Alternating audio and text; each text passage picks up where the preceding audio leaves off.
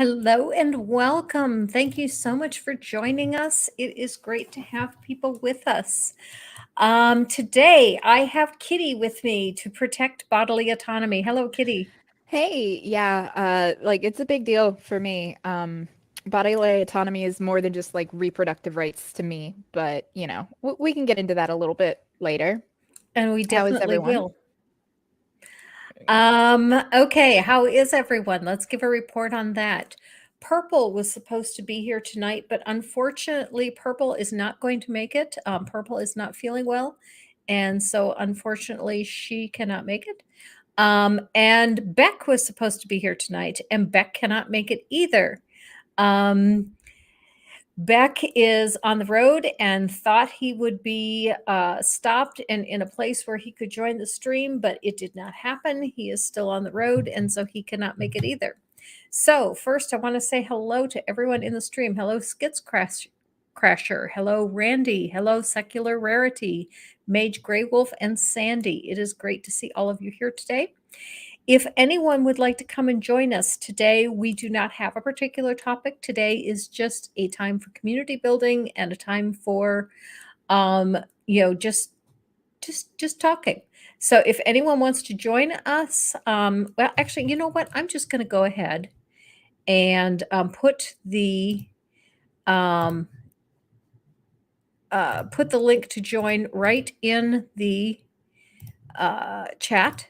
And if anyone would like to join, just click on the link and come on and jump in. Okay, Kitty, how are you doing tonight? I'm a little tired, a little run down. It's been a week, but other than that, I'm doing okay. Like worried about the state of things. Trying to keep myself from doomer spiraling. But yeah, other than that, things have been pretty good. A little chaotic, but that's life. It's probably pretty hot there. Oh my God, it is like fucking Satan's taint here in Florida. It is hot, it is humid, it is just awful. And it's been rainy, so like it'll rain a little bit, which just increases the humidity, and you feel like you're drowning when you try to breathe outside. It's very Mhm. not pleasant. Yeah. We had the strangest rain shower yesterday. The sun was shining. It was 95 degrees out, and all of a sudden it was just pouring down rain. Um, and it didn't last all that long, but it did last, probably for maybe 15, 20 minutes. And there was never a cloud in the sky the entire time. Yeah, like we get wonky weather like that here. There'll be times you'll be sitting on a bench and you stick your right hand out and it's raining. You stick your left hand out and it's not. Like, or it'll be raining on your house, but directly across Mhm. the street at your neighbor's house, bone dry. It's I crazy. normally walk 5 miles every day, and I normally take a 1 mile walk in the morning, shortly after breakfast. I take a 1 mile walk after lunch, and I take my third walk either after dinner or on Wednesdays when I'm streaming. Sometimes I don't have time for the walk in the evening, but because of the weather, that it is over 100 degrees with the heat index right now. I did get my walk in at 8 o'clock this morning, but my lunch walk, I just I walk back and forth in my house while I watch TV. So I watched Feist Rhino and walked back and forth in my living room. You open the door and you're just like, nope, nope. Uh-huh. Yep, You nope right out of that. yep, yep, yep. Uh, let's see. So, if anyone's wondering, my most recent make is a water bottle holder Ooh. for my partner. It's got pockets on the inside for holding like a battery charger and his phone, and this big part here for holding a big water bottle to keep hydrated while he's at work because he works as a superintendent for construction. So he's out in the heat all day, every day. And I just ordered him like a really good insulated thermos that will keep things cold for 24 hours. So even if he just refills it throughout the day, it'll stay nice and cold because there's insulation in this as well to just further keep it nice and cool for him and refreshing. I'm going to give you a tip that I used to use when I was doing triathlon. is the night before a race or the night before any ride that was in excess of 3 hours, I would freeze 2 water bottles solid, leave the tops off and put them in the freezer and let them freeze solid. And the third water bottle, I have 3 water bottle cages on my bike. The third water bottle I would fill in the morning with ice and some water, and that would be my first water bottle. And when that one was gone, and I usually would go through a water bottle per hour. When the first one was gone, you trade with one of the second ones, and by that time, it's melted. One of those is melted enough that you can drink it. And by the time you finish that one for the third hour, the third one is melted. But that way, I get cold water for 3 hours. What I would do, like I don't like drinking room temperature water. Like I'll do it if I I need don't to, either. but I Mhm. don't like it. I want water should not taste of anything. It should be cold and wet and like refreshing, and that's it. So like I'm not a big fan of Dasani because it's got like a minerally taste. Not a fan. Like Aquafina is actually the only bottled water that I actually really like. Mhm. And I don't like Brita filter water either because it just has an off taste to me. But then there's Mhm. the zero filter pitchers that actually do a really good job of filtering everything out, and like that one I like too. But I'll take a water bottle and like that's half full, and essentially tip it over on its side in the freezer, laying it on top of like the frozen veggies or whatever, so that it's at just ever so slightly an angle up. And then I would Mhm. put cold water in there so then the ice keeps the water cold. And then as it melts, I just have like cold water. So a combination of that and then using one of these like little bottle koozie Mhm. things, Mhm. and it helps. And the cool thing is this is basically just like a neoprene material. So I actually bought some and I'm gonna like see about making something like this on my own. Because it's just neoprene basically. Okay. We have a question from Mr. Shadow Kitty that has a rather interesting response to it. This is something that Kitty and I were talking about before the stream started. Mr. Shadow Kitty asked, have there been any issues requiring mods? There has been somebody in the chat in the last stream that attempted to dox me, which was hilarious because I have never made a secret of my real name. Um, but what was ridiculous about his attempt to dox me is he seems to have problems with reading and writing. And so he called me Kelly Pearson instead of Kelly Pearsall. Um, and I don't want to discourage him for one reason, though, and that is because he has been absolutely driving the algorithm on some of my videos.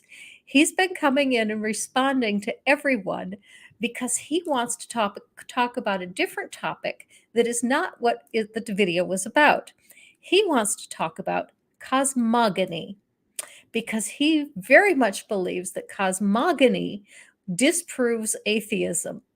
But because he is driving the algorithm and, shot my comments up to like 92 on one of my videos, hey, let him talk about cosmogony all he wants.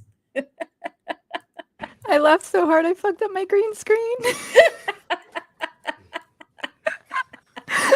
But no, it's like, come on, dude. Like, if you're gonna dox someone, first off, make sure that they don't like use their name like out.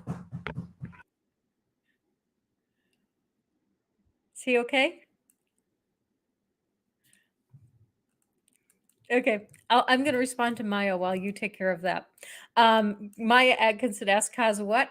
He meant cosmology, but he used a G instead of an L. And so he ends up writing cosmogony instead of cosmology. Sorry about that. My partner's cooking and there was some banging and I didn't want to come in through on the stream, but he's done Ah, now. So, okay. um, but yeah, it's like if you're gonna dox somebody, first off, make sure that they don't already use their actual name in public. So like you can't say, oh, this is Kelly Pearsall when that's literally what you tell people your name is. Like your Right. Twitter, like it's already out in the open. It's not doxing if you're sharing public information. So that's the first one. The second one is get the name right. Like, and I mentioned this before the stream started. It's like ever since like 2015, Dunning and Kruger, like they have been proven right beyond a shadow of a doubt. Like the Dunning-Kruger effect is like at this point up there with like gravity, and that like it is a law of the universe that we cannot escape. But cosmogony, I can't even with people.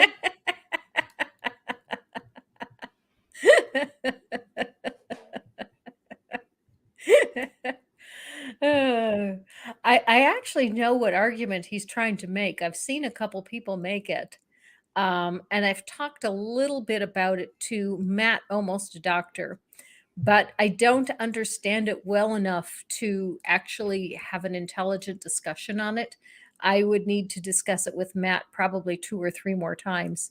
Um, but basically, there's someone that came out with some report with regards to quantum physics, saying that the activity of some kind of minute particle behaves kind of like there's a god involved or something. I don't know. I don't remember exactly what it said, but some people have claimed that it proves a god. Hello, Mage.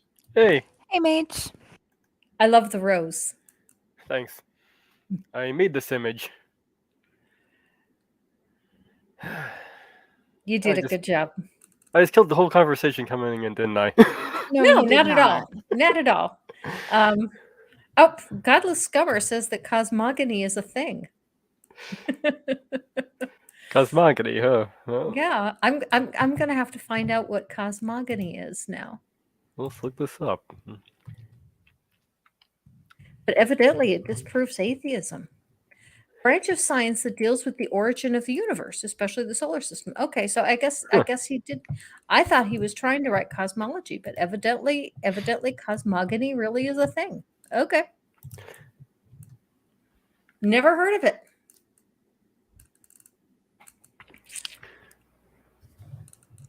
Yeah, So, what I is the haven't weather heard like either. in your area, Mage? Raining. Raining. Nice, nice. I'll take that. Yeah. I usually set aside my Wednesdays so I can be on Purple's stream or possibly Lavender Lady's stream if she decides to stream. Nobody streamed and couldn't get outside to my garden since it's been raining all day. Mm, mm. Most of my garden is inside. Yeah, I've been thinking about setting up an inside garden, but don't really have any room.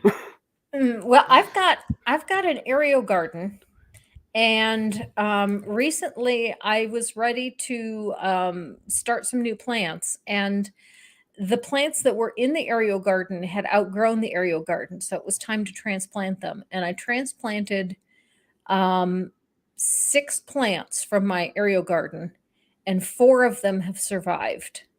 Um, but the transplanting was difficult. For one thing, the roots were way too big to come out of the holes that I had to pull them out of to get them out of the aerial garden.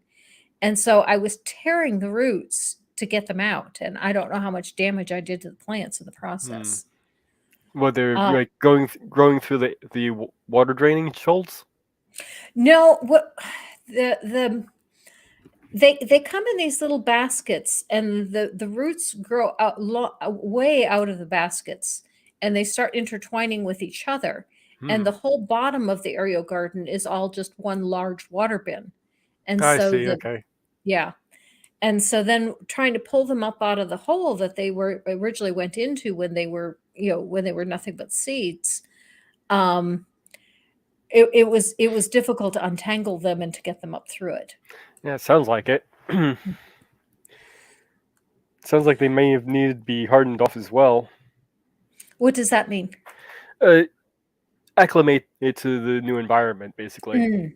Okay. So if they're used to being indoors where it's nice and cool with just a regular grow light on them, you need to get them acclimated to a hotter or colder climate outside with the sun and everything. Yeah, aren't you like supposed to like leave them out for a few hours and take them back inside and then leave Yeah. them out a little longer and take them back and until you're leaving them out like all the time and then put them in the ground or whatever? Yeah, that's basically it. Yeah, when I first transplanted them, I grabbed the wrong thing. I put them outside, And they all looked like they were doing terribly, so I brought them back in, and 4 of them survived. I have the hardest time with plants. My sister can't even keep fake plants alive. She finds some way to ruin those too. I did that once too. I've told people the story of how I hung a hanging basket of fake flowers on my front porch, and it blew over so many times that I finally just gave up and threw it away. That's just funny. I'm sorry. I love you, but that's hilarious. My daughter gave me a bonsai tree for Mother's Day last year. I couldn't keep that thing alive for more than 2 months. Aren't those like pretty low maintenance too? But no, actually, there's quite a lot of work in bonsai. Well, I know with the trimming to like keep them in like the right No, shape. the directions said to water it daily, and I did. And I'm wondering if I overwatered it and I killed it with too much water. I don't know. I don't know. That's the problem with plants. You never can tell what they need. Yeah, and even if you follow all the directions, sometimes like maybe the soil in your area doesn't quite have the nutrients, or it's got too much of something, or it's not the right variety for your zone, or Or you could be it's dealing not with a easy. microclimate. Yeah. That's basically where you might have a shady spot in your yard that isn't getting as much sun as you normally get elsewhere. So that's going to be a different climate than what would be in your zone. Okay. I'm fortunate that I can ask Mage for gardening tips when I need to. Speaking of, he started a gardening channel here on YouTube, so we definitely want to get anybody interested like to go subscribe. And even if you don't give a fuck about gardening, go give him a subscription because it doesn't cost you anything, and you're helping someone in the community. Yep. Yeah. So Sandy or Jeff, someone that's got a wrench, please get a link to Mage's channel and post it in the chat if you don't mind. It's called Gardens Happen if you want to look it up. Okay. And I just realized Sandy doesn't have a wrench, but Sandy does now. I didn't realize that Sandy didn't have a wrench. Okay, we fixed that. Still only have one video up, but I've got stuff planned, and I'm just trying to figure out how to work the video editing software since it's all new to me. To me, when I first started making videos, editing videos was the most frustrating thing, and I found it difficult. But now, thank you, Maya. Maya's got the link to Mage's channel. There we go. I was Thank you. scrolling through trying to find it because I subscribe to a lot of eclectic things. Yeah, Go that's ahead. actually something I'm thinking about doing is creating more accounts to separate out my interests. Not just to make videos, just so I can more easily look through them, because that's what I did with this garden channel is I just started resubscribing to everyone I'm subscribed to, in regards to gardening. It just made it so much easier to find that topic when I switch over to that account. I wish that like YouTube had a feature kind of like how Discord does, where you can create like folders and put like, say you're subscribed to a bunch of gaming Discords or gardening Discords, and you can put all of them in one folder. So then if you're looking for a sewing thing, then you go to the sewing folder. If you're looking for a gardening thing, you go to the gardening folder. And just organizing it that way so you could find things easier. That would be great. Yeah, that would be really good. That's a good idea, because when I'm looking for things to respond to, I look through a lot of apologists. And then when I'm going to watch something, I've got YouTube recommending lots of apologists for that. I don't want to actually watch these people. Yes, I've run into that problem.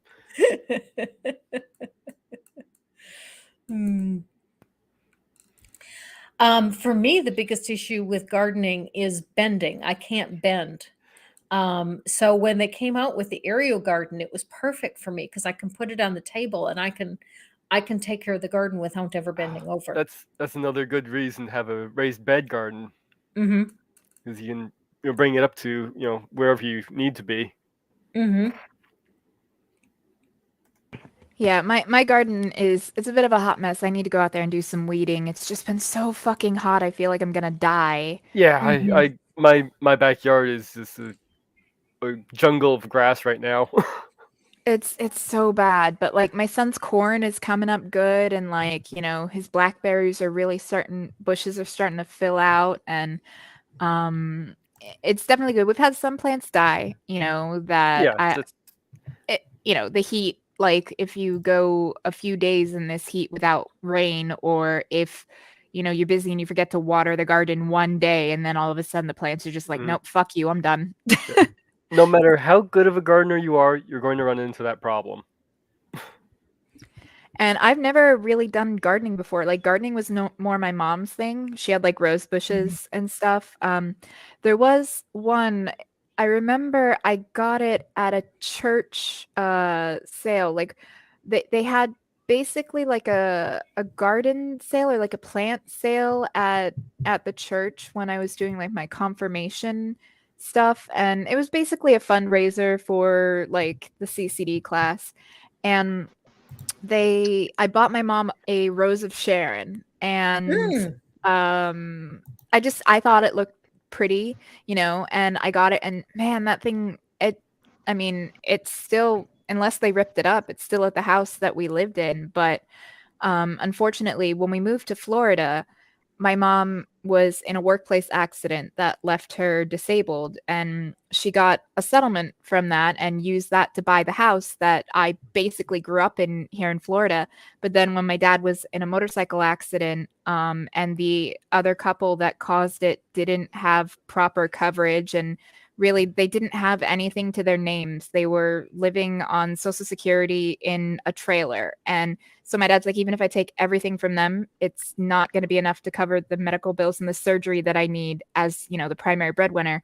So they mortgaged the house that they owned free and clear since the 90s. And eventually they wanted more than double what the entire family income was per month for the mortgage. And my dad's like, look, I got no problem paying you back, but you have raised the rate so much that is literally unaffordable. Like we don't even have that money. It's not like, we make more than, like, you're asking for more than double what we're bringing in. This is insanity. And so the house got foreclosed on. And yeah, so the house that I lived in my entire time in Florida, like up until I moved out when I was 18, and my family stayed there, and it was my son was born in 2014, and the first couple months after he was born, I was staying with them for the extra help because I had a C-section, and we were still in that house. And then, the foreclosure finally went through and they had to leave. And I drove by once since, and it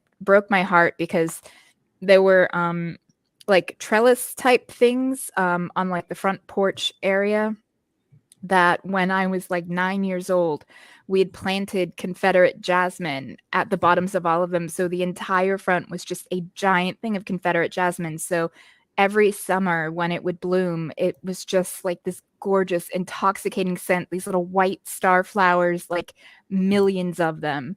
And they had cut it all down, which it made me really sad because, like I said, I was 9 years old when we put that there, and I was 27 when, like 26, 27 when we lost the house. So, or maybe 28. Yeah, Careful. the house I own is actually the house I grew up in for most of my life. It was I got it after my grandmother passed away. She owned the house, and so that was. Hello, Rex. Oh, hey everybody. Hey everybody Hey. in chat. It's good to have you here. Thank you for inviting me up. No problem. How are you? I'm getting rained on. Oh, nice. No, it wasn't nice earlier because it was lightning and thunder and loud and shook the window. But it's just raining now. All of that's done moved. So. I thought we was going to lose power almost, but we didn't. So. The creeks in our area are all completely dry. So we were grateful for the little bit of rain we got yesterday, but we still need a lot more. Oh, it's been raining all week here. From Monday to today, and it's supposed to rain tomorrow and Friday. But I mean, my tomato plants are doing pretty good. So I mean, there's that. If only there was a God out there that would make it rain where it was needed, whenever it was needed. Wouldn't that be cool? Yeah. Or somebody, yeah.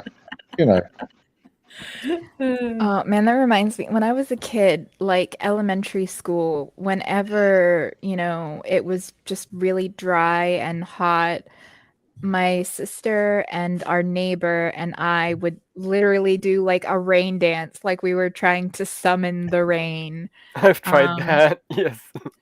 Not even kidding. And I just I can't even remember the song we used to sing, but it was like an oldies song, so it had nothing to do with an actual rain dance, but we were convinced if we just did it just right, that it would rain. Inquisitive Quandary wants to know if your son qualifies as a kitten.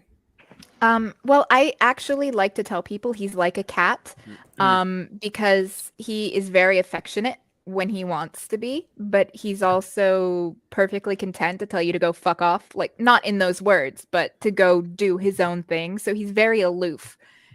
When he wants attention, he'll be right there, demanding it, like the cat that will jump on your lap when you're on the computer or when you're doing something. And so yeah, my son is quite like a cat. Jeff says if the Christian God does exist, you'd have to argue his track record with rain isn't that good. This is true. When I was a believer, this is something my dad used to tease me about all the time, is whenever there was a drought, he'd say, yeah, God sure doesn't seem to be able to get that right, can he? And I never had a response to that. What was that? The Texas praying for rain during a drought, and then they have an atheist convention and it rains. Oh, that's funny. That's funny.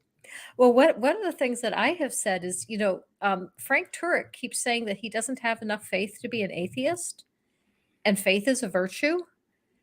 And God, the Bible says that you're supposed to have faith. So if atheists have faith and faith is a virtue, then I guess atheists are more pleasing to God and they're doing what God actually wants. I guess so. Yeah, no, it's honestly, it's very contradictory. It truly is.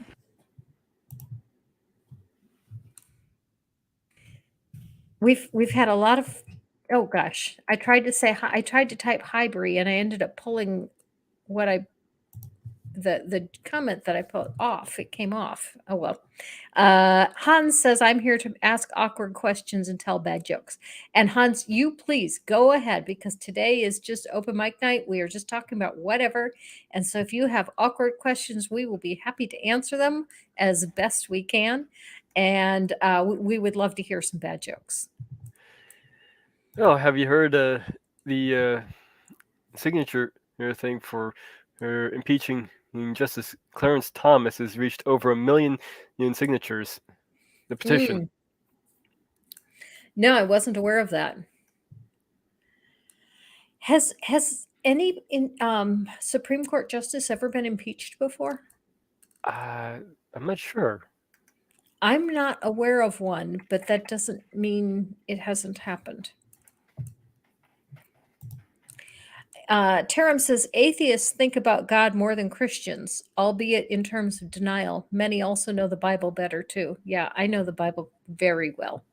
Oh, did anyone see my stream last week where I had some believers on? And one of the guests in the stream was talking about the factual accuracy of the Bible. And so I brought up the Exodus and he asks, what's the Exodus?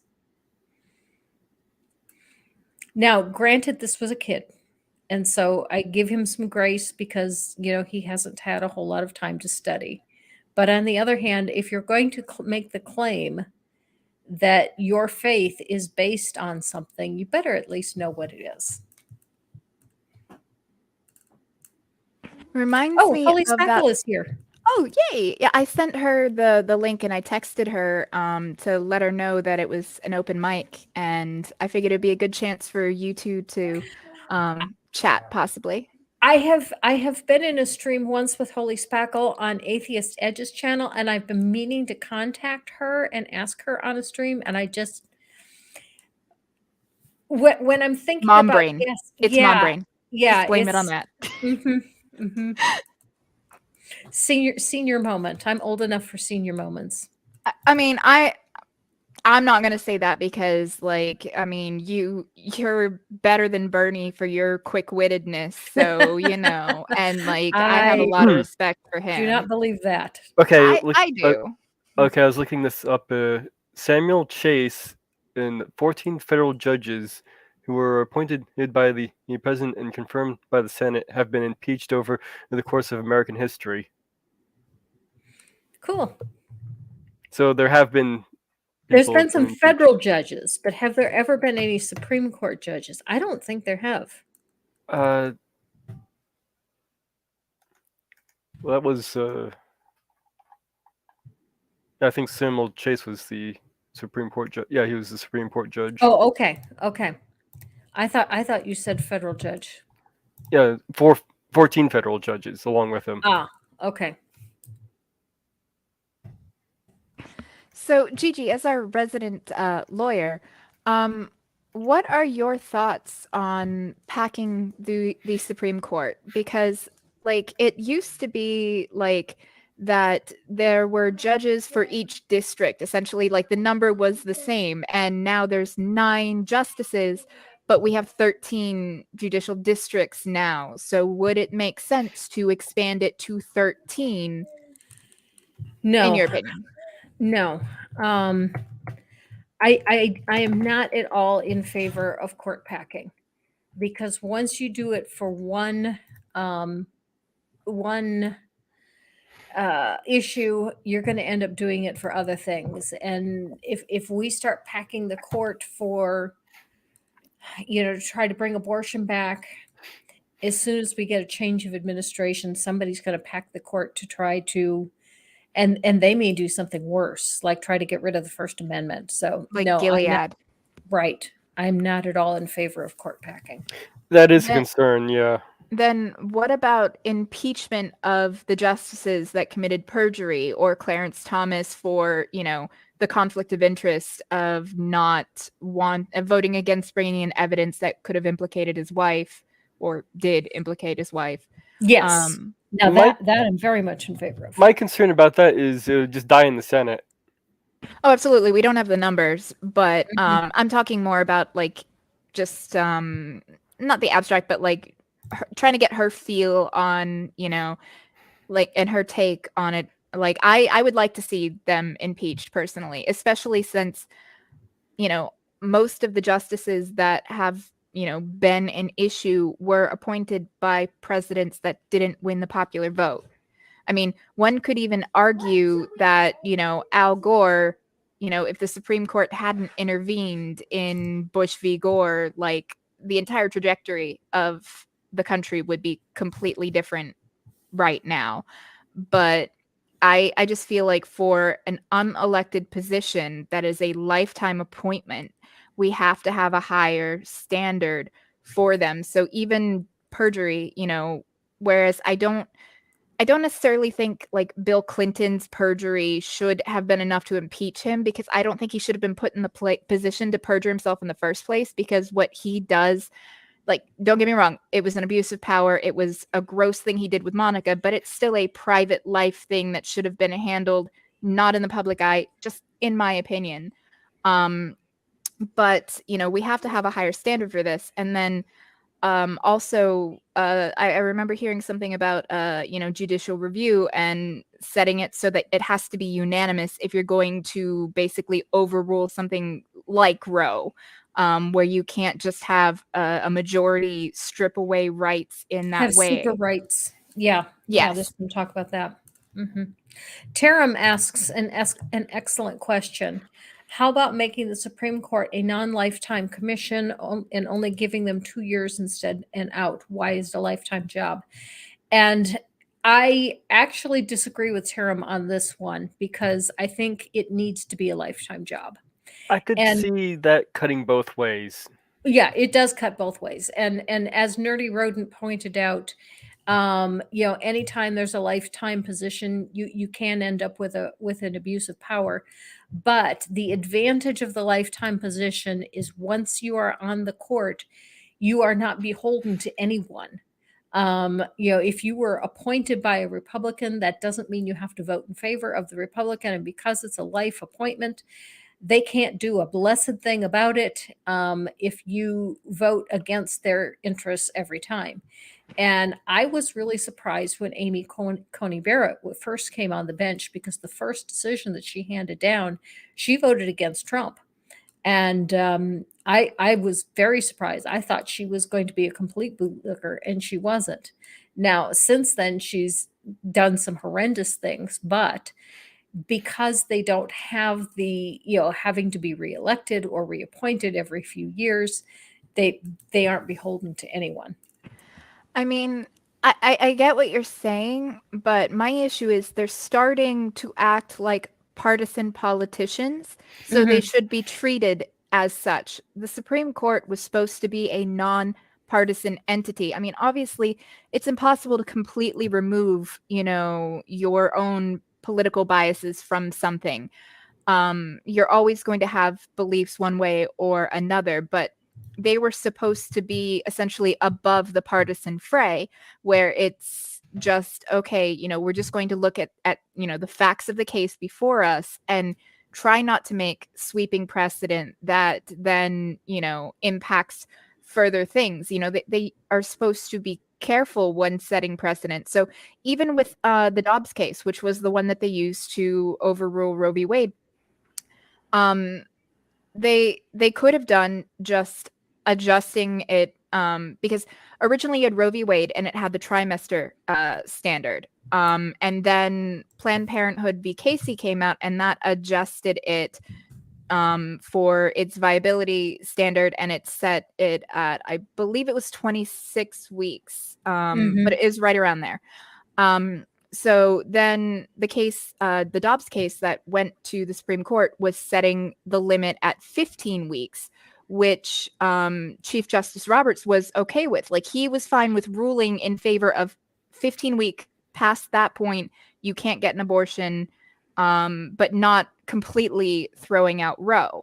Whereas the others that Trump appointed and Clarence Thomas, who's a psycho, they just said, nope, fuck 50 years of precedent, fuck whatever patterns we're sending. And Thomas, in his concurring opinion, went above and beyond that, saying that, oh, we don't have a fundamental right to privacy, which is how Roe was decided. It was you had that privacy.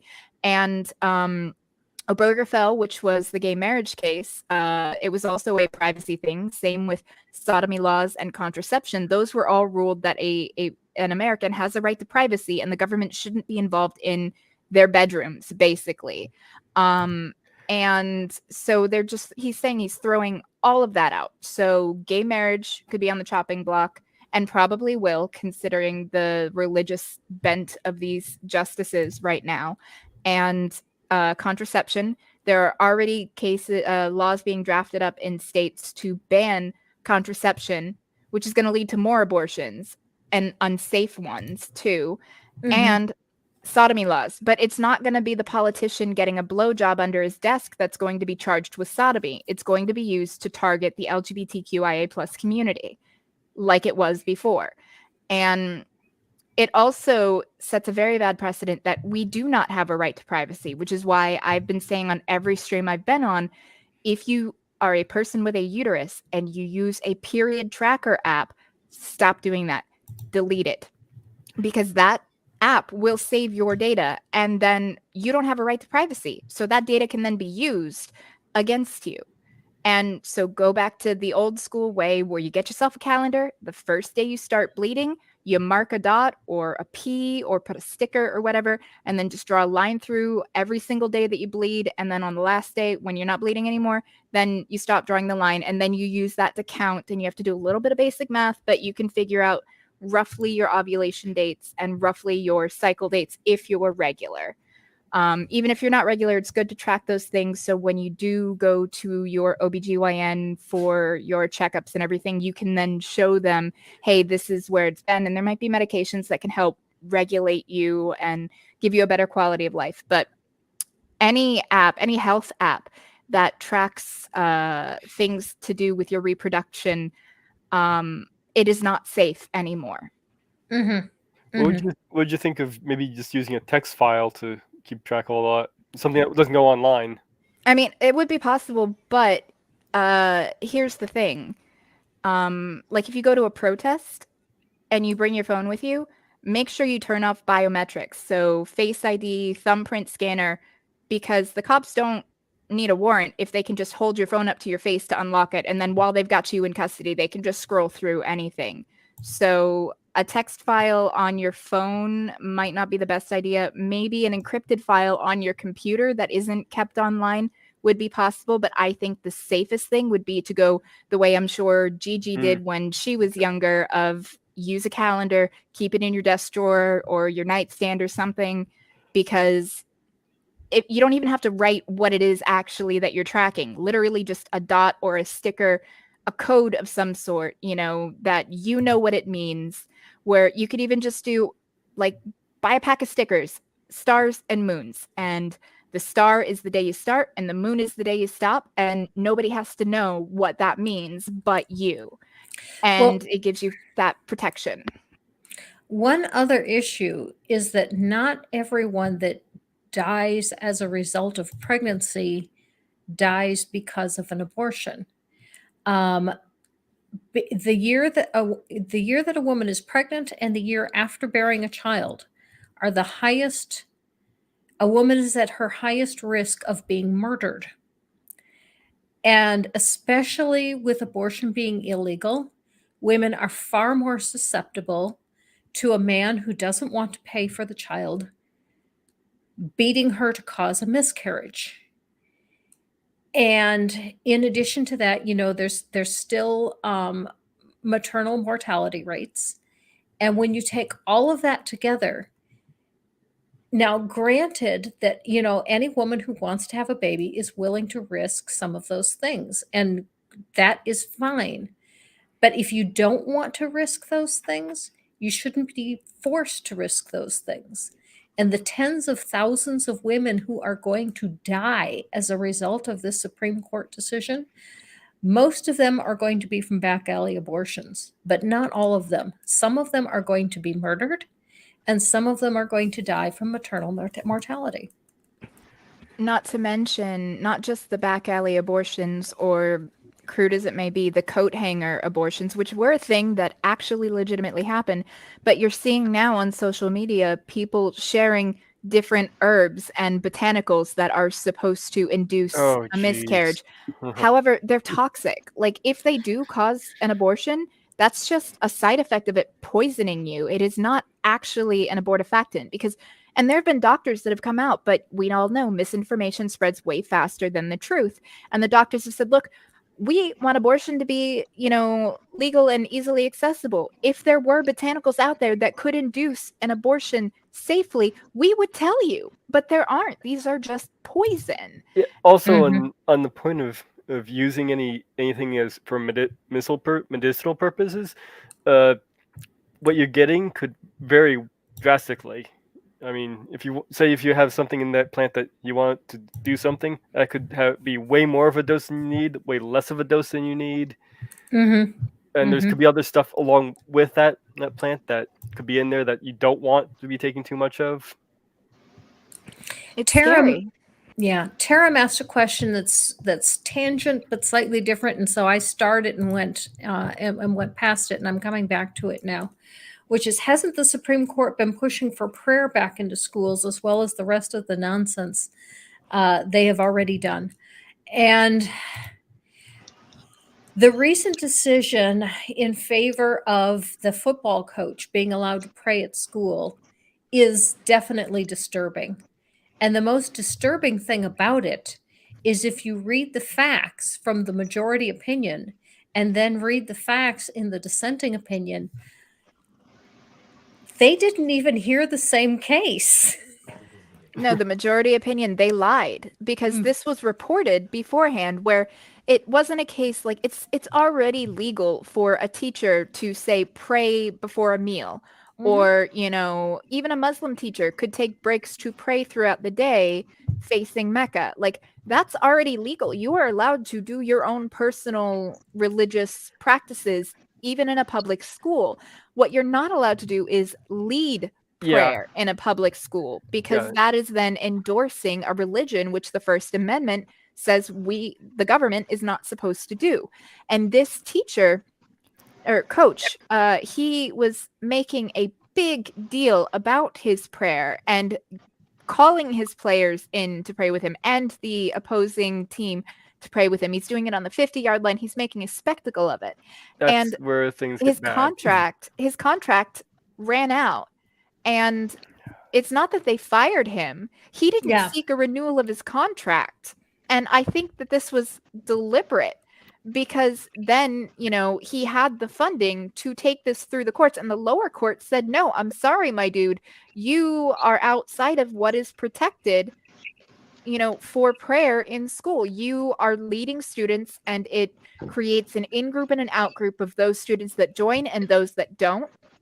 And it's not appropriate. But then it finally went up to the Supreme Court, and they lied in their opinion, saying that, it's a quiet and respectful private prayer. That's not what it was at all. And that's terrifying that you have Supreme Court justices that are actually lying in their opinions, because it's gaslighting everyone, and technically it's not gaslighting like that. That's not the right term, but it is essentially,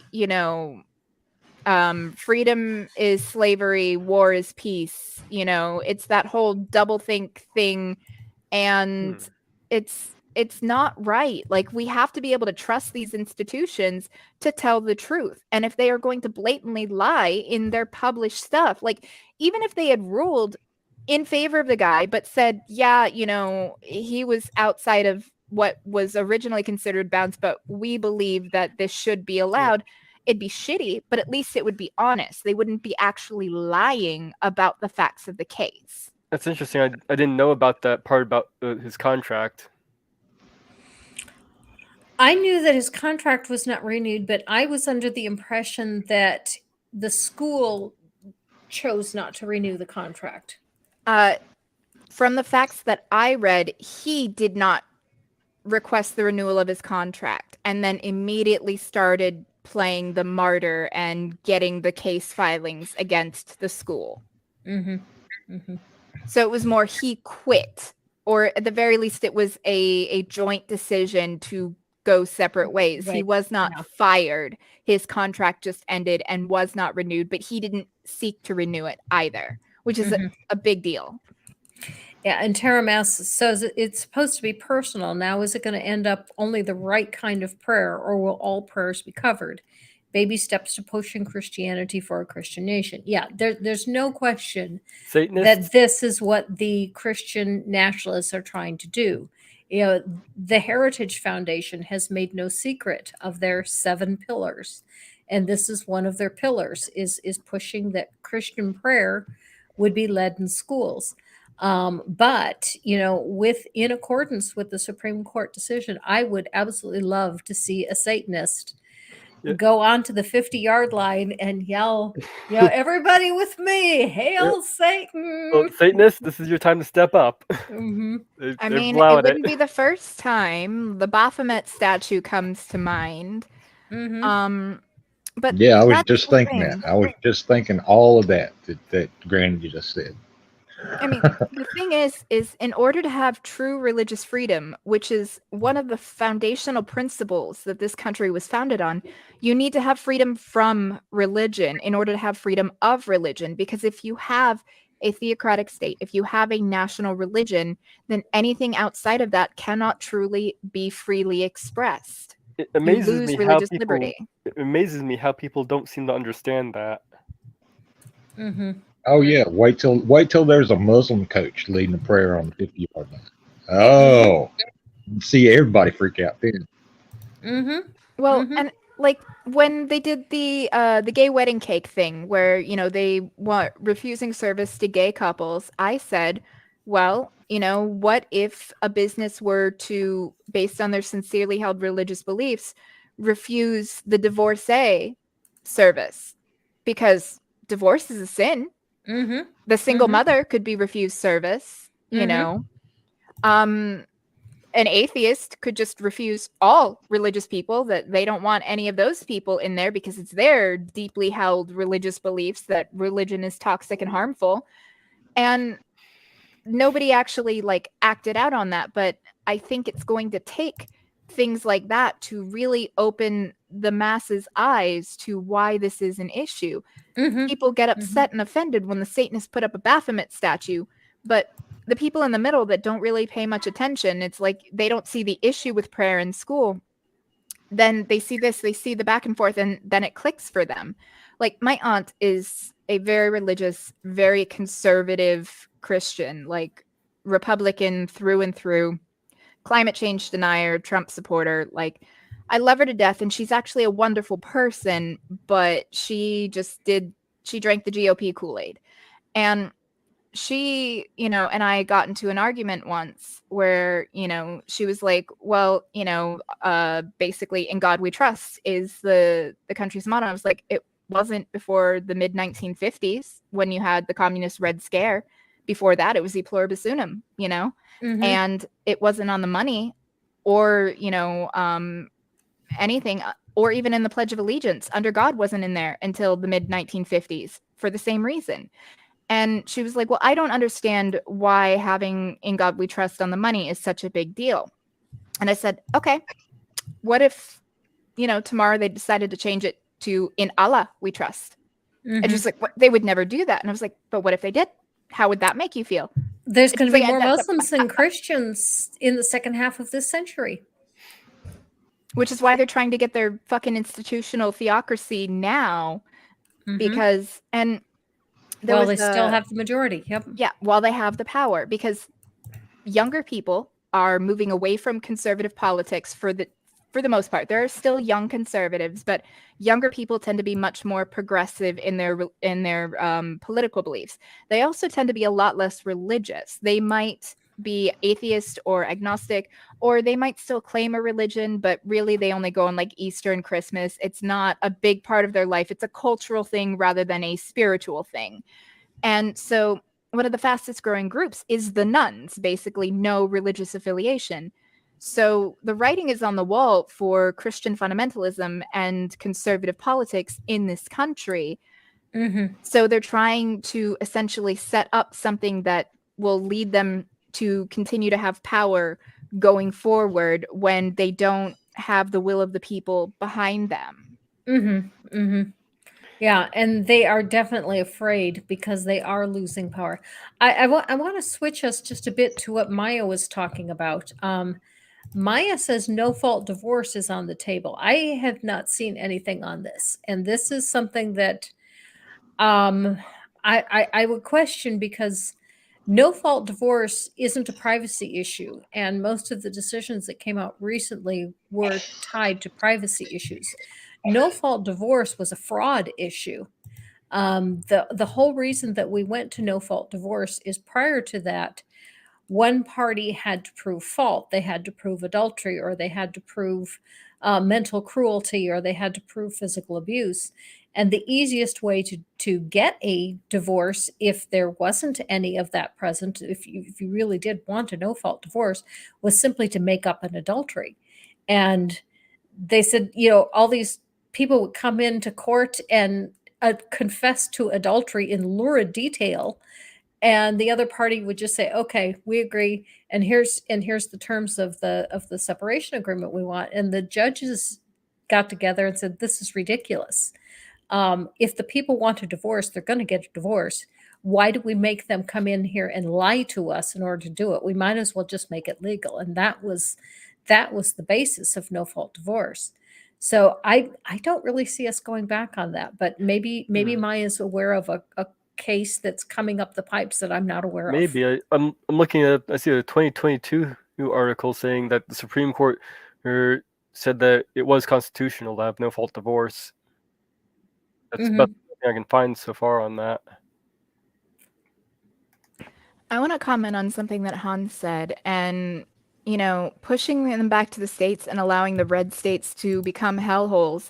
Sure, the wealthy or people that are well off could leave those states, but I mean, almost half of Americans live at or below the poverty line. It is not feasible for a lot of these people to uproot their whole lives and go somewhere else. And by not having federal protections for these basic fundamental human rights, you are essentially killing people. Well, I'm more concerned about civil war. I mean, this is how we ended up in the Civil War in the first place. I'm expecting that. I've been expecting some kind of war coming down for a long time. We're closer now than ever before. The last time it was a states' rights issue, but you ask anyone in the South where it's like, oh, the war of northern aggression. It's like, no, bitch, you wanted to own people.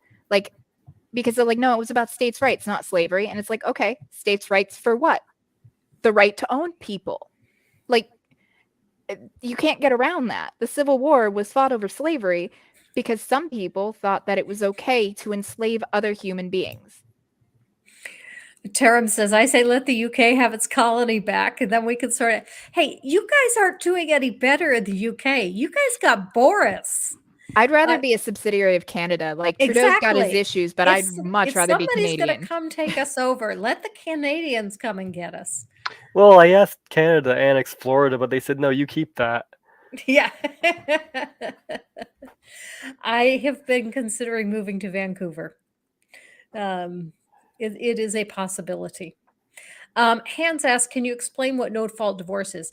Fault divorce says that you file for divorce, and one party, the party that files the complaint, has to complain that they are asking for a divorce on a basis of some fault on the other party. And the fault has got to be one of those enumerated things for which the legislature recognizes divorce, which was, as I mentioned, adultery, mental cruelty, physical cruelty, abandonment was another one.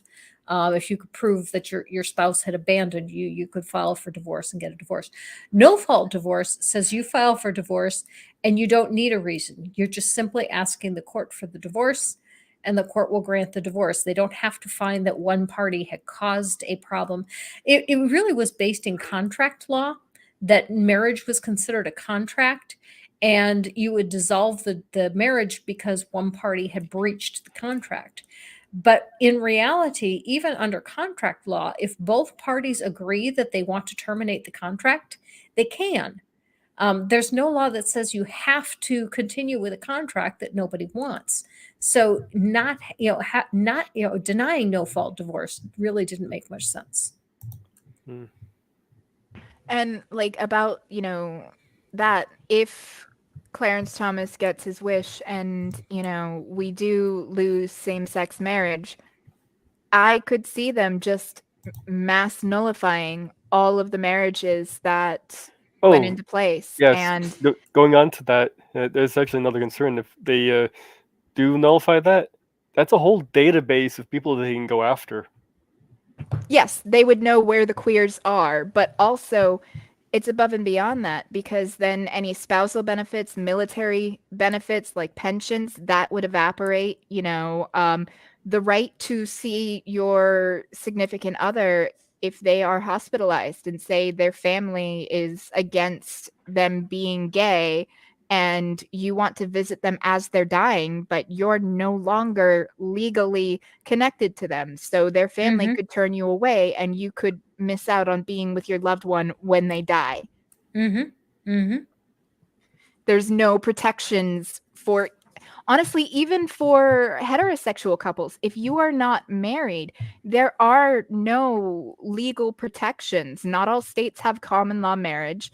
And even, even the ones that do, it is still possible for next of kin to deny a person who has been in a relationship for 10, 15, 20 years. They can deny them access to that person in the hospital because they are legally their next of kin. You would have to go through an entire legal process of naming maybe like power of attorney or power of medical attorney. And that would be the only way to get around it. You would actually have to spend money on a lawyer to get paperwork filed to give the person access to you if their family doesn't approve. Yeah, that's exactly what my uncle did with his partner. Nerdy brings up an issue. Once you get rid of bodily autonomy, what's to stop forced vasectomies? I can't talk today. And that reminds me of something that I wanted to bring up and that I would love to see people bringing up to Marjorie Taylor Greene and anyone else that is out there saying, if you don't want to get pregnant, then don't have sex. And I really would like to have someone say, Ms. Greene, do you want any more children? Have you told your husband, no more sex, we are done? And see what she says to that. I would love to know her answer to that question. Well, and honestly, forced vasectomies, which would actually, they're reversible and they're a much safer procedure than sterilization of women. I mean, case in point, I had sterilization surgery after my son was born when he was about 4 months old. And a few months after the procedure, the type of sterilization they did on me got a black box warning, and then it got pulled because they lied about its safety and efficacy to the FDA. So now I have metal tubes surrounded by scar tissue in my fallopian tubes that I can actually feel if I twist or turn in a certain way. I can feel them cutting my insides. And there's not much I can do about it but get a hysterectomy.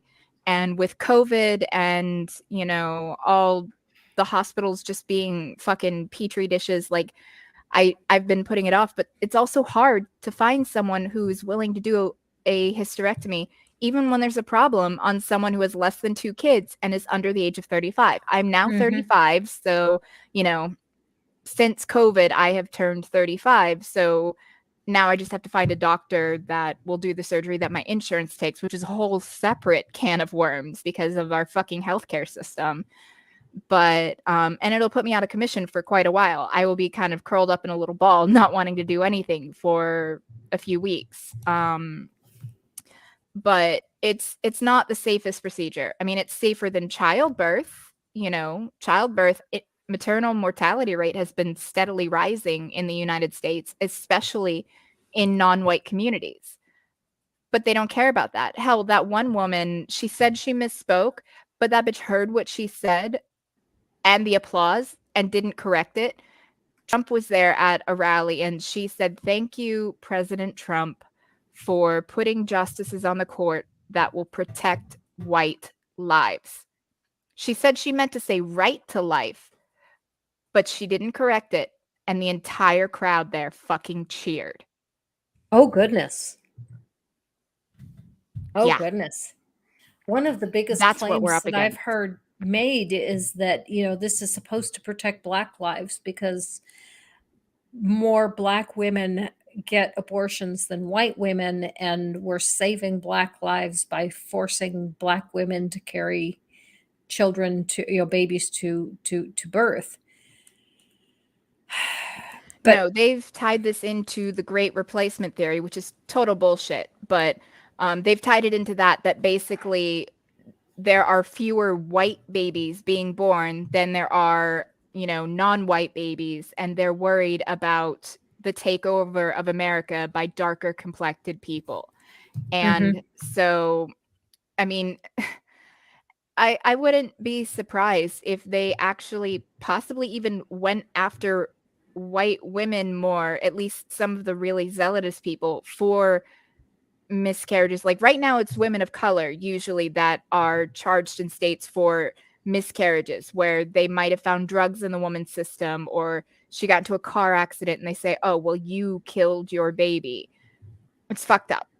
There's women in prison right now for that before the Roe decision came down. But there seems to be a group of fundamentalist white nationalist Christians that are trying to take over this country and institute a theocratic white ethno-state. And I wouldn't be surprised if they actually did go after white women more for prosecuting for terminating pregnancies than they did people of color, because they don't have an issue with the eugenics of, people of color. They want a white ethno state. They are not shy about it. If you go and look in their circles online, they want a Christian white ethno state.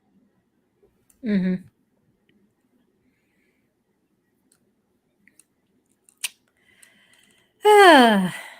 It's depressing. Like, this is why Yes, I'm it fighting is. a doomer spiral, because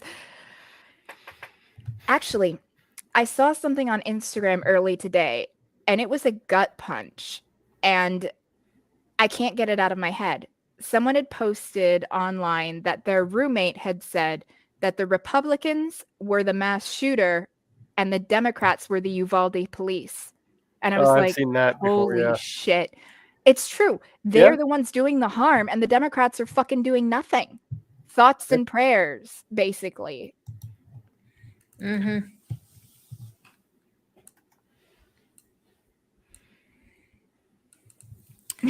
Okay, Thoughts. let's talk about something else.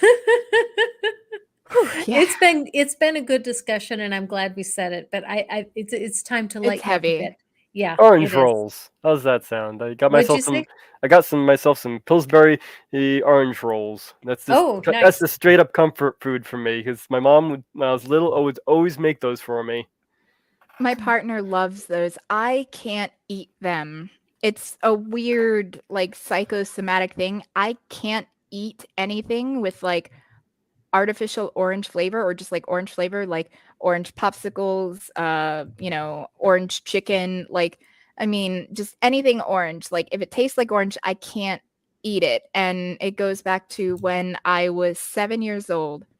The last time I visited my grandmother before she passed away, she had one of those like popsicles with her lunch, and it was orange, and she gave half to me and half to my sister. And to this day, neither my sister nor I have been able to eat anything orange. Like, and for me, like, it goes above and beyond. Like, I don't even eat orange Skittles or orange M&Ms or orange Reese's Pieces. Like, it's just a weird quirk of me. Oh, I have to tell you what I made for dessert for 4th of July. In fact, yeah, I've got a picture of it on my phone, but it would take me a few minutes to transfer it from my phone to my computer so I could get it up. But well, actually, I guess I could do that while I'm talking. But anyway, I've been watching a lot of Chopped, and I've been getting a number of ideas from Chopped.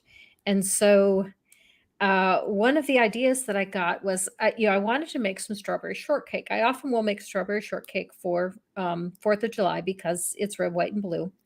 And I've gotten the idea from Chopped about putting some special stuff in the whipped cream. And so I got some whipping cream, not whipped cream, but whipping cream.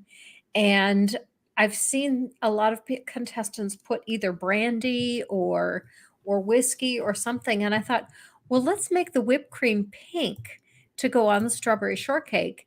And I didn't think that I could get a strawberry liqueur, but I thought I could get a cherry. So I went to the liquor store and I asked for cherry liqueur, or cognac or brandy, something that would be cherry flavored. And they said they didn't have any, but they asked me what I was looking for, and I told them, and they said, "Well, we don't have cherry, but we have raspberry." And so, here, I've got it on now. Whoops, it's not a slide. I got to hit the right share screen. There we go. There we go. So we put this raspberry liqueur in the whipped cream, and I put some blueberries on it too, so you would get the blue color as well.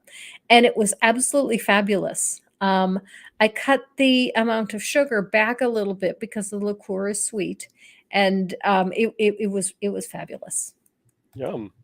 I remember making my own homemade whipped cream from heavy cream that you buy in the store and just add sugar to it. Once my mom was trying to make a icebox cake, with those chocolate wafers, and she's putting in all this stuff like, oh, your dad likes lots of sugar. And she's putting in, mixing it. As she's finished, she realized she was putting in salt instead of sugar. That's funny. Once I did a video and I was trying to find an old commercial for Morton Salt that I remember seeing decades ago. And it has these two young girls that are making chocolate cake. And they're probably about 6 and 8 years old. And the older child is telling the younger child how to make the cake. And says, okay, now we need 1 Tobias salt. And the little one says, how much is a Tobias? And she just pours the salt in. And she says, you just know. But unfortunately, I could not find that commercial anywhere to use in the video. So I didn't end up using that. In fact, I searched for hours for old Morton Salt commercial, you just know, and couldn't find it anywhere.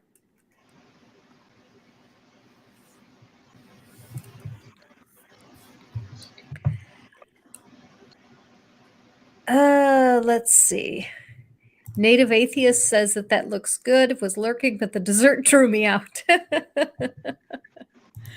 Yeah, I get some really great ideas from watching Chopped. It was funny because my son will watch Chopped with me, and when they open up the basket, my son asked me, "So, what would you make with this basket?" And I'm, I don't know. Half the time, I don't even know what the ingredients are. Oh, for my 4th of July, for lunch, we had, hot dogs and chili, and I put some pickle relish on mine and a little bit of onion. And then for supper, I came up with this idea about a week before the 4th. I made manwich tacos. Nice. That sounds good. I haven't made manwiches in forever. Yeah. It just struck me one day, and I was like, hey, I got a can of manwich up here. We got some hamburger. And then we made manwich tacos with diced tomatoes and 5 cheese, shredded cheese, and I put onions and pickle relish on mine. But Mom don't like onions and pickle relish. So. Seraphim, I'm with you. I have something sweet when I have my coffee. And my husband doesn't get this because he'll say, my wife likes black coffee because if I'm having coffee with dessert in a restaurant, I always order black coffee.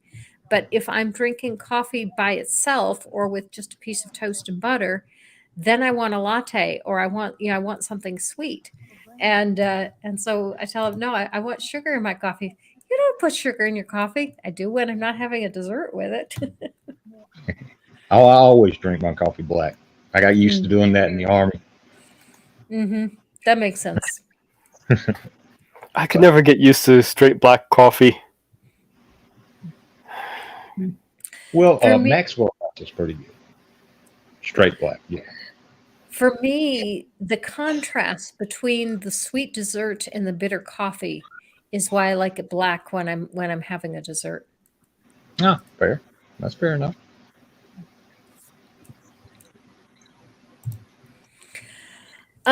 So Rex, what are you up to these days? Are you making content still? Every now and then when I'm not working my ass off. Okay. When I get home and if I don't feel up to it, I just don't do it.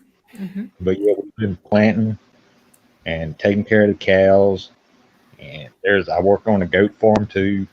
And I'm about to quit that one because if you turn your back on the goat, it will come at you. It will. It will come at you. And Taram asks, why is it Americans seem to favor coffee over tea? Is there a cultural reason for it, or are you just getting high of coffee? And the answer is, Taram, because we can't make decent tea. If you come here and look at how we make tea, you would be appalled because we don't do it right. I make tea in my microwave. I heat the water till it's boiling and throw in a tea bag. And I've been told that I do not do it right, that I ruin my tea. And that's why we prefer the coffee, because we don't know how to do tea right. And I find the bigger thing for getting a good flavor out of tea isn't so much how you heat the coffee, or how you heat the water, but how long you let it sit. Okay. Oh yeah, there's that. Yeah. For me, tea is what I drink when I'm cold, because nothing will warm me faster than a hot cup of tea. I also found when I had a cold once that hibiscus tea is great for your throat. It works just like a cough drop. Mm-hmm. Tastes really good too. Mm-hmm. That being said, he loves both tea and coffee.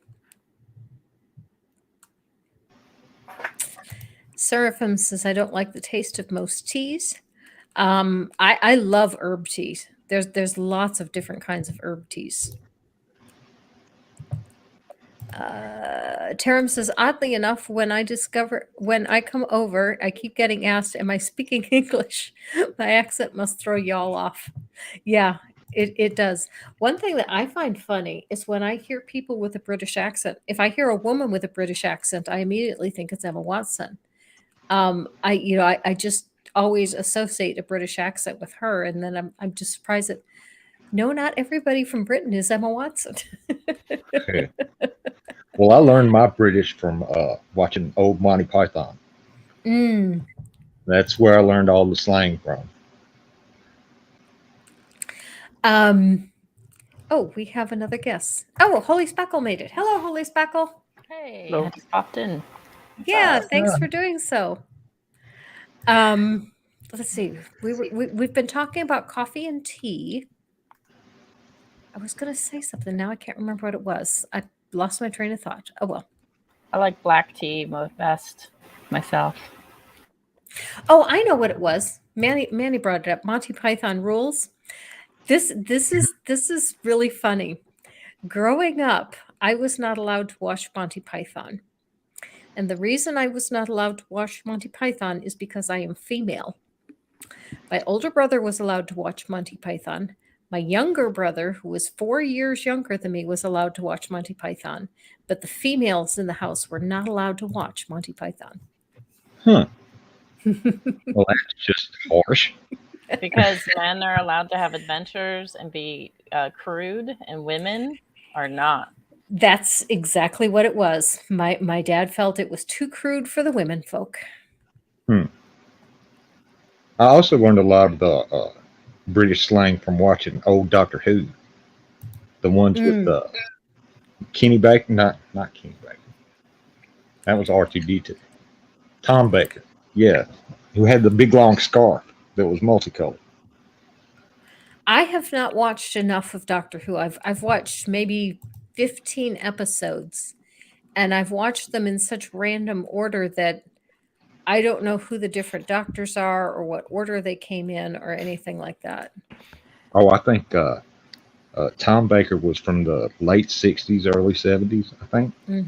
Yeah, he was the fourth Doctor, I believe. Yeah. Something like that. Don't worry about it. It's all wibbly wobbly, timey wimey. Yeah.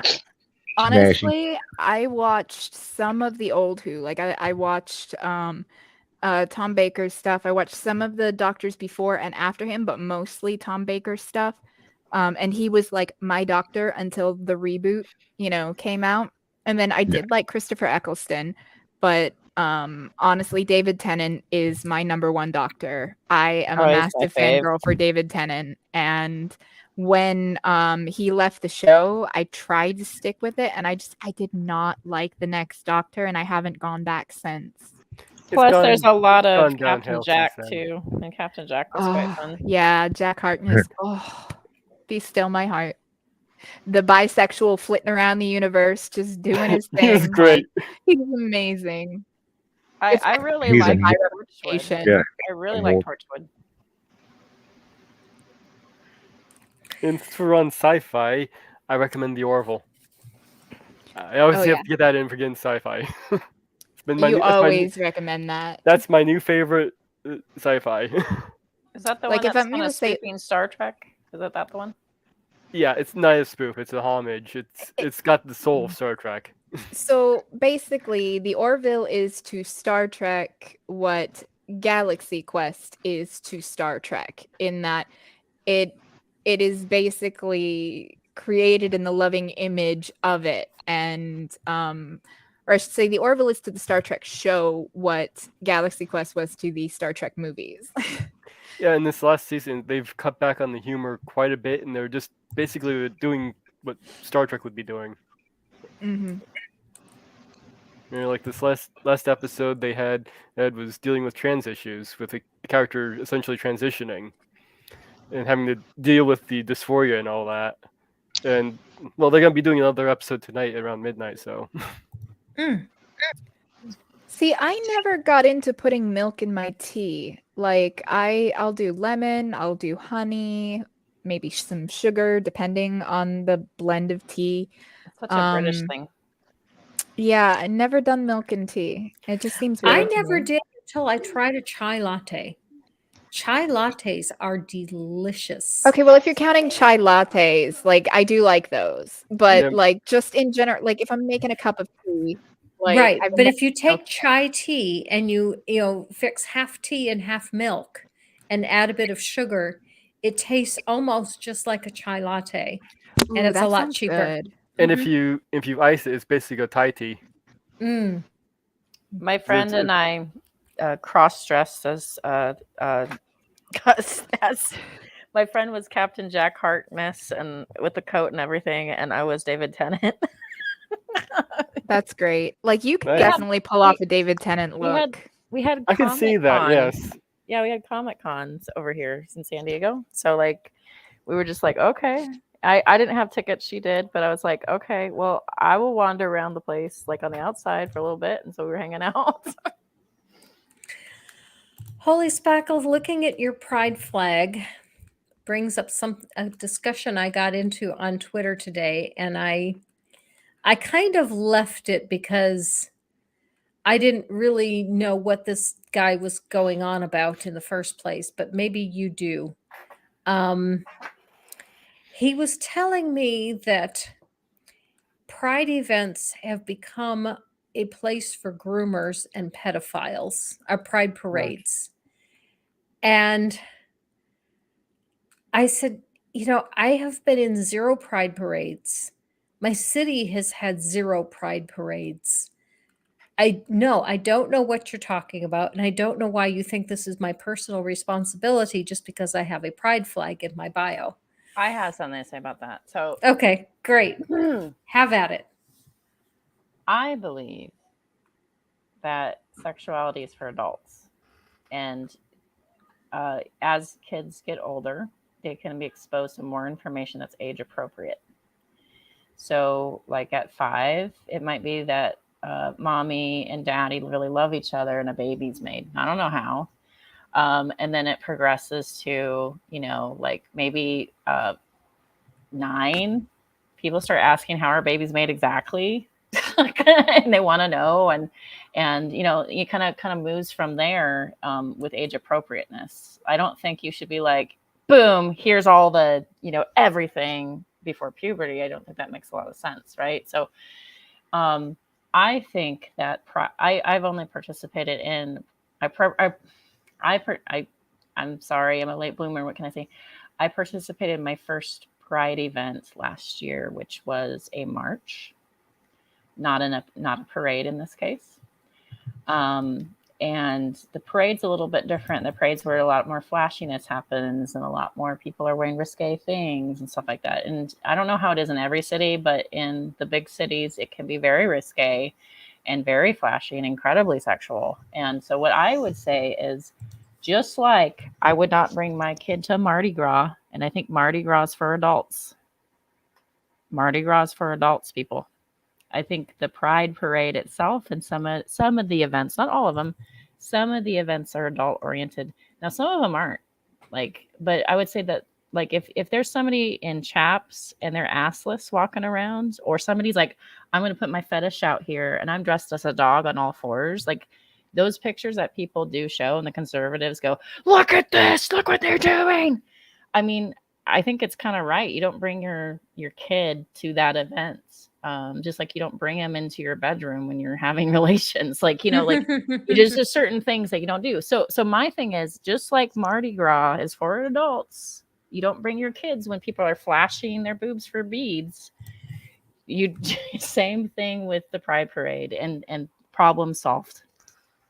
I mean, to be fair, I think that we can have it a little bit both ways, and you can have sectioned off areas that are 18 and up at Pride, and then you can have a general access, general audience. That would be good. You know, that would be my compromise on that.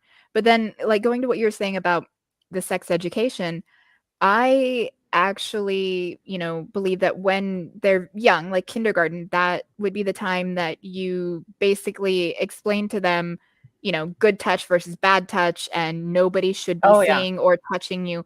But I do think that comprehensive sex ed should be taught by 10 years old, because girls start their menstrual cycle on Sometimes average early. between 10 and 14. I started at So 11. 11 I years was old. 12. I was 12. My niece is 12, and she just started as well.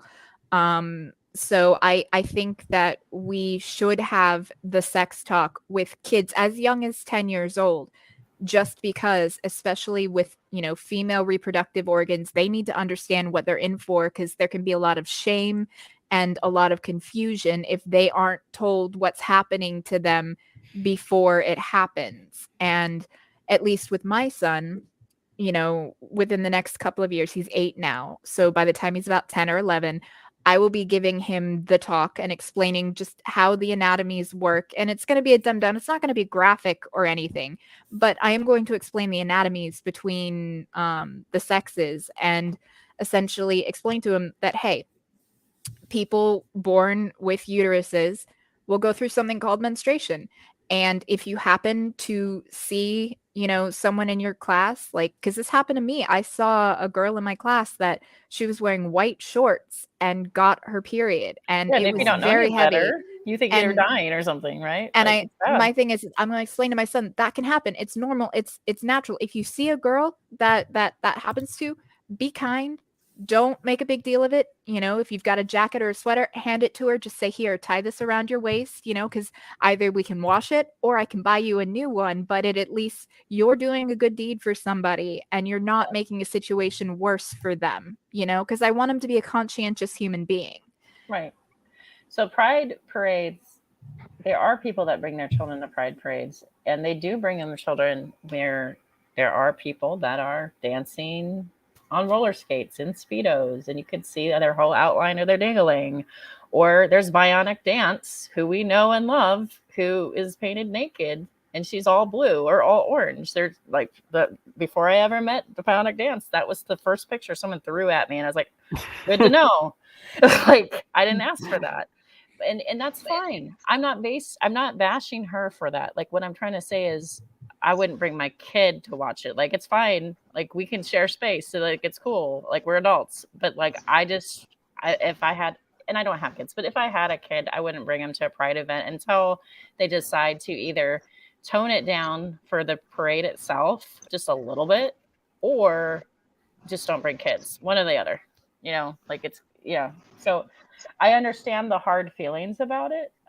But I liken it to Mardi Gras. There are some people that have brought their kids to Mardi Gras inappropriate.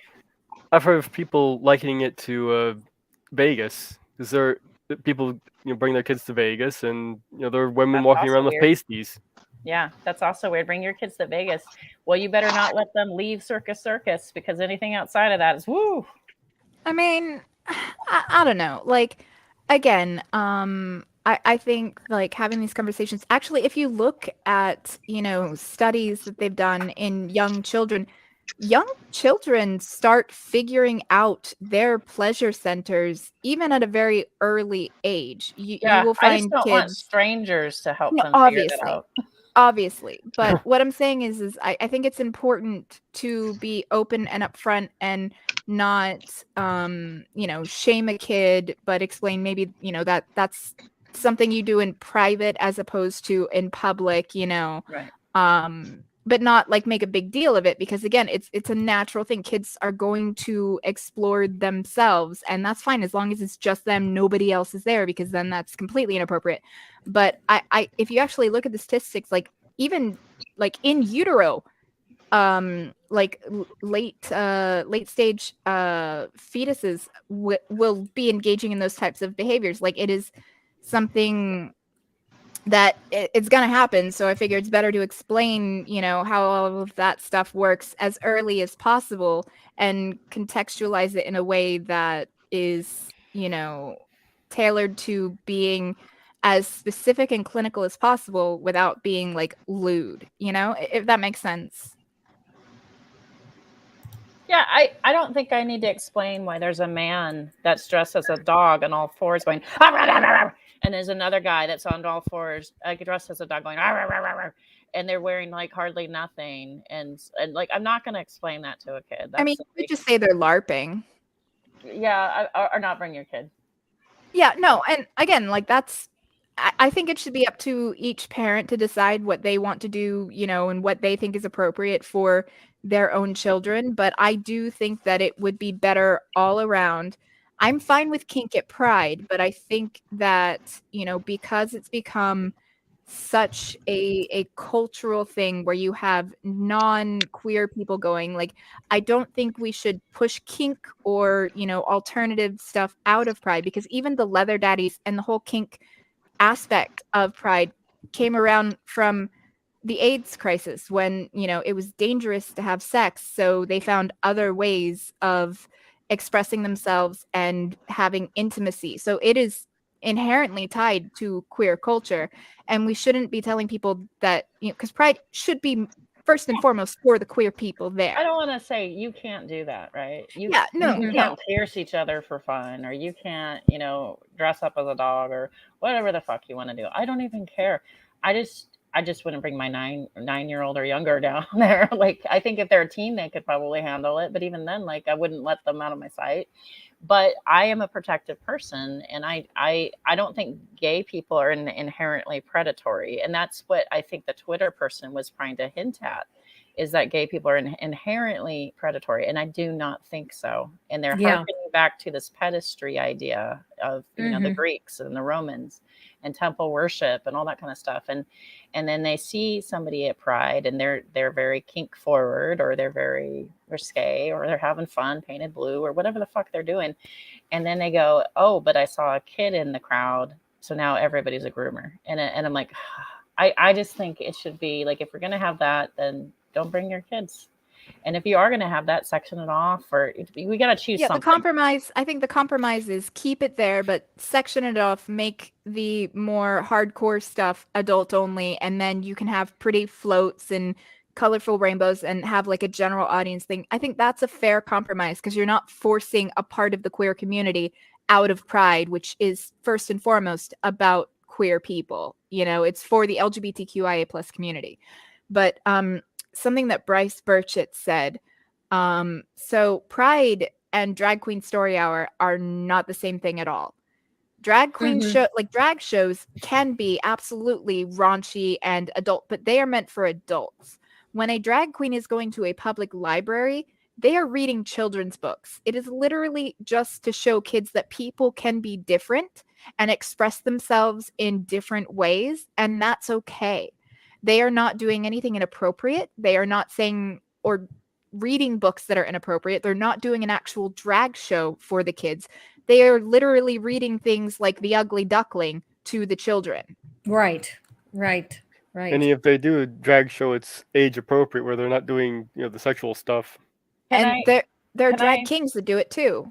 Can I address Maya? Maya says, you usually don't have to explain anything to a small child. The reason why you would bring a small child is to normalize it the way they would that way they're not fixated when they're older. I think normalizing different lifestyles as far as like, this person's, I'm going to say something really kind of shorthand.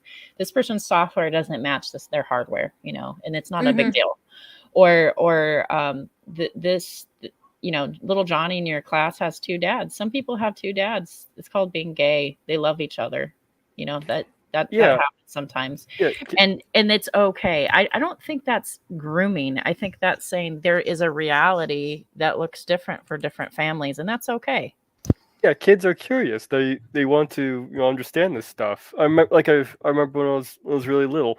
Well, I was at the YMCA. We were going. I don't even remember what we were doing, but we were in the parking lot. I looked over across the parking lot, and there's this little guy. He's someone who's developed. I've never seen somebody like that before, so I was just staring, and my mom was like, "Oh, don't stare. That's impolite." I didn't know, but I was just thinking, if I had been introduced to somebody like that, or been okay, these are how some people are like this. This happened to be this way. I wouldn't have been staring. Yeah, I mean, and it's like there's always an uproar from the conservative think of the children crowd. Like it was like 10 or 15 years ago for the Macy's Thanksgiving parade, they actually had one of the numbers from the Broadway show of Kinky Boots that they did, and conservatives lost their fucking minds. Like, how am I going to explain why this man is in a dress and heels? And I'm like, well, you can take the easy way and say they're an actor in a costume. Then you don't have to bring anything up at all. Or you can say some guys wear women's clothes and some women wear guys' clothes. You don't actually have to get into any nitty-gritty specifics at all. But they just look for reasons to be outraged, in my opinion. I was exposed to cross-dressing from old movies. I wasn't allowed to watch new movies, so I watched old movies. So I watched Marlene Dietrich, and she dresses like a man sometimes. And I watched Bugs Bunny, and Bugs Bunny dresses like a woman sometimes. And I watched Some Like It. Was it Some Like It Hot, where Jack Lemmon dresses as a woman? And I was like, okay, some people can cross dress. Okay, this is a thing. And I didn't care. I didn't think much of it as a kid. Yeah, the clothes don't make the person. What was that movie, Tootsie, where dude dressed like a woman the whole time? Mm-hmm. What's that guy's name? Mrs. Doubtfire, Robin Williams. Oh, yeah, Mrs. Doubtfire. Exactly, Mrs. Doubtfire. That was like my first experience with like seeing someone cross-dressing. Was Mrs. Doubtfire, and then it was Rocky Horror Picture Show. But that's a whole other can of worms. Yeah, that's a whole different setup. Oh, hello. I remember that. He didn't have his makeup on, and he smushed that pie on his face. Cross-dressing was always there, like in entertainment. It's just they hit it in humor. Like, it was always something funny about it. Cary Grant is literally in Katharine Hepburn's bathrobe, and he says, "I'm gay." Wait, and they just slid that in, and nobody blinked an eye. What was that movie? Where it was an older movie, like black and white, and the guys basically were cross-dressing, and at the end, like the driver or whatever is saying, hey, let's get married, and the guy's like, I'm a dude, I'm not a woman. Well, nobody's perfect, and that's like the end of the film. I can't remember the name of the film though. I don't know that one. My mom actually knew a drag queen. She was friends with one.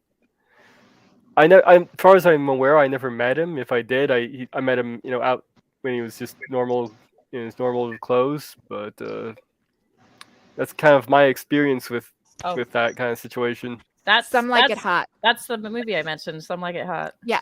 So it was the one I was thinking of. Yeah. So Some Like It Hot. Thanks, Steve. Oh, and back in Shakespeare's day, they didn't hire women to be actors, so the women parts were played by men. Mm-hmm. So, I mean, that went back to Greece. Like, yes. Even in like kabuki theater in Japan, like there weren't any female performers. The female weren't roles allowed to were perform. played by men. Yep. Yeah, And they weren't now allowed it's to. now it's kind of the opposite, because whenever you put on like a high school play, about 70% of the kids that come out for the play are all female, sometimes 80%. And if the roles are half and half, you usually end up having girls that are playing guys' roles. My daughter played a man's part in Fiddler on the Roof. Huh. I took drama for a few years back in high school. That I was did too. ages ago. That's back in the Stone Age. I mean, come on now.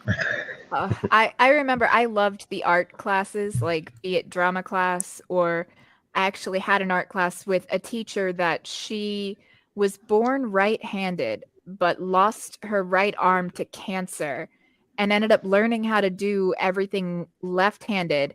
And she had the most gorgeous cursive writing I have ever seen in my life.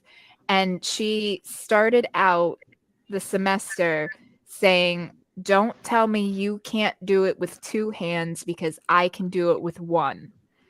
And I just like, I used to actually get her to just like write out notes for me because it was the most beautiful script writing I have ever seen. And she wasn't born left-handed.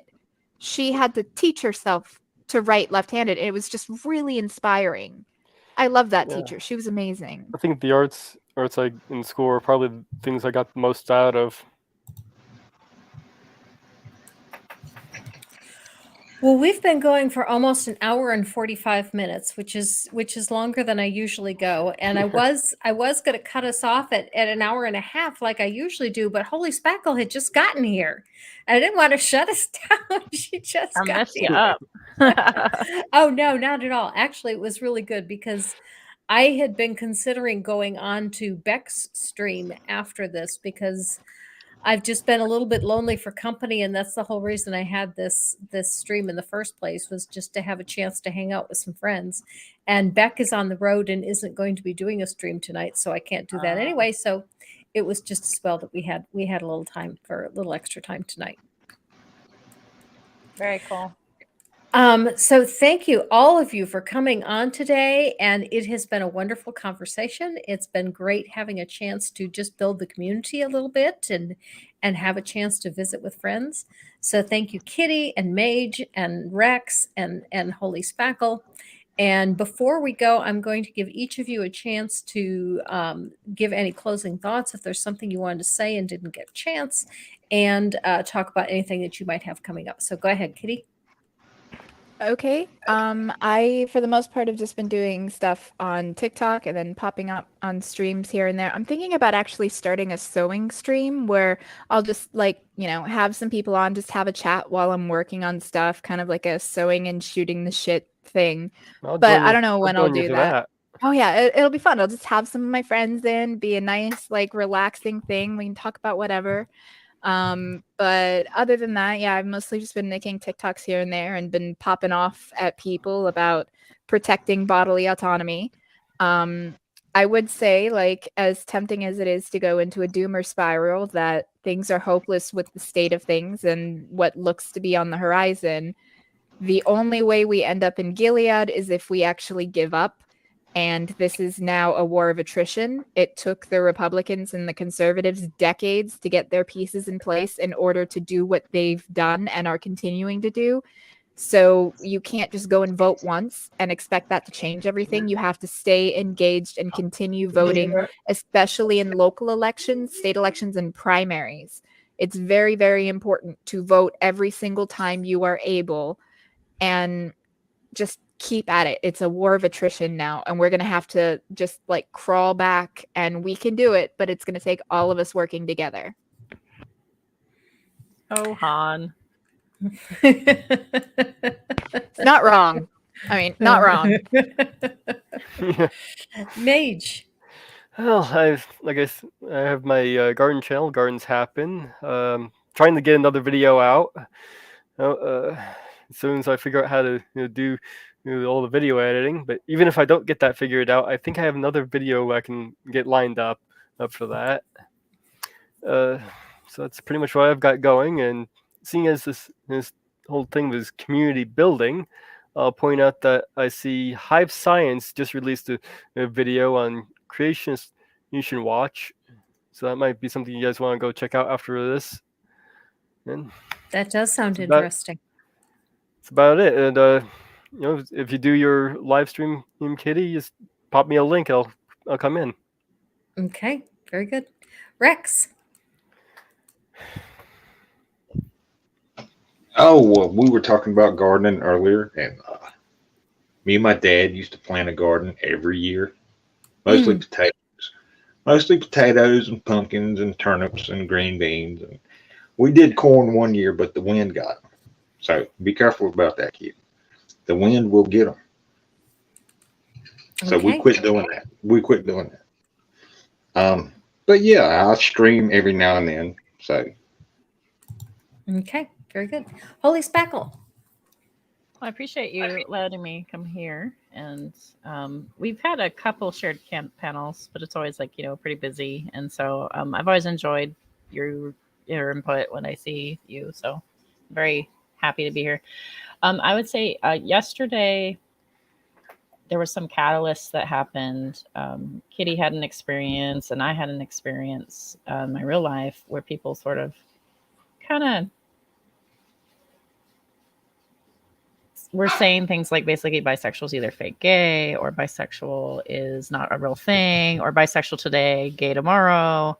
And we've just had so many things like that. Or if you're bisexual, you're not really part of the LGBTQ, especially if you're with a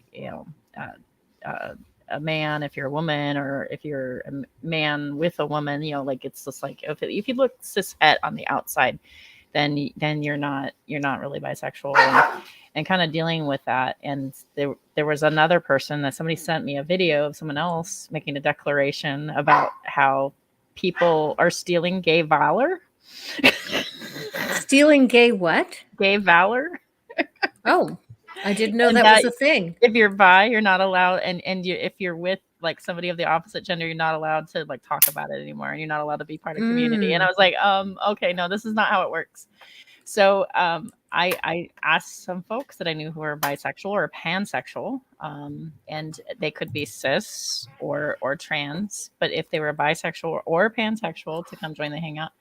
And I think we had a really fruitful, meaningful conversation, and so much so that like there were a couple people that were like sharing some of their stories, and I don't know, I felt really touched and privileged to have space with everybody on the panel. And I think more conversations like that are really helpful, especially because I also have a lot of connections with a lot of conservatives. Like I'm a mod for UniRock, and UniRock has a ton of conservatives in there. And I also have connections with the KJP watchers and anti-KJP watchers, and they have a lot of conservatives in there. And there's people that are asking questions like, what does this mean? What does this term mean? My daughter came out as this. My son came out of this. I don't know how to deal with this. And now I'm like approaching this issue going, I want to learn more. And so if we can have these open conversations in a non-bubble, sometimes that can be helpful. And so I appreciate everybody who's graciously sharing their story and their viewpoints on my channel. So definitely check it out. Gosh, I think more of those need to happen, frankly. Okay.